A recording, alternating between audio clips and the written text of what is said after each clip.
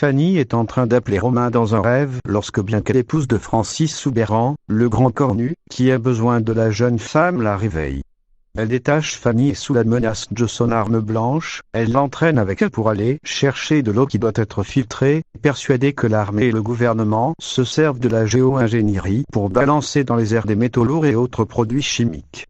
Pendant ce temps, Romain, qui est bel et bien vivant, se réveille sur la plage, un sac à côté de lui. Il prend le carnet de croquis du père de Fanny et se met à la recherche de la jeune femme. Francis Soubeyran annonce à Fanny qu'un conseil de famille va décider de son sort et il cherche ensuite à savoir ce qui se passe entre elle et Alexandre. Fanny lui explique qu'elle a rencontré Alexandre quand elle a accompagné son père sur l'île lorsqu'elle était petite. Alexandre confirme sa version et demande à son père de le laisser quelques minutes avec Fanny avant le vote du conseil comme l'autorise la règle. Alexandre explique à Fanny qu'Ambre sa demi-sœur. Fanny craint que la famille n'hésite pas à voter sa mort. Alexandre pense que sa mère Bianca peut voter pour Fanny au conseil. Mais comme elle est atteinte d'une maladie mentale, elle peut disjoncter. Il faut dire que dans la famille, ils n'aiment pas trop les médecins. Francis pense en effet que ceux sont des vendus à la solde des laboratoires pharmaceutiques.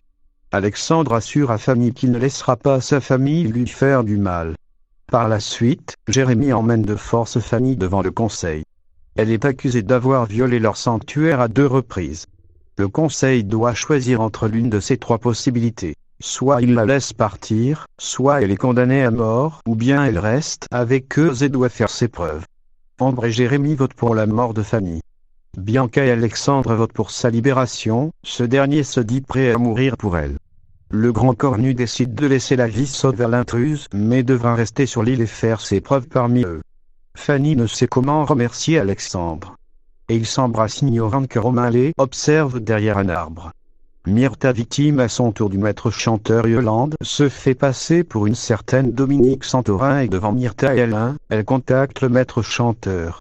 Ce dernier exige un paiement en bitcoin, mais Yolande exige de travailler à l'ancienne. Elle lui propose de le payer en cachet en main propre.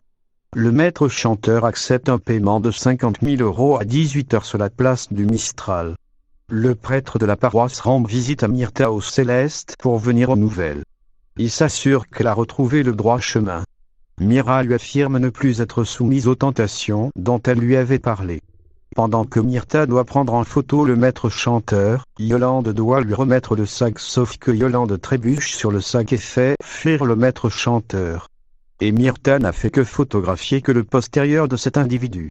Et cette dernière est à son tour victime de ce maître chanteur qui lui envoie sur son téléphone une vidéo d'elle et d'Oscar accompagnée du message « Alors les mamies on va jouer ?» Valentin veut reconquérir les Titia commence à s'inquiéter pour Fanny. À chaque fois qu'elle lui envoie un message pour prendre des nouvelles, elle reçoit toujours la même réponse « Tout va bien ». Mais elle n'a pas le temps de s'apitoyer sur le sort de son ami, car Valentin se présente au Céleste dans l'espoir de la reconquérir. Il lui demande de lui accorder encore une chance, et lui fixe un rendez-vous sur la plage du Grand Routka.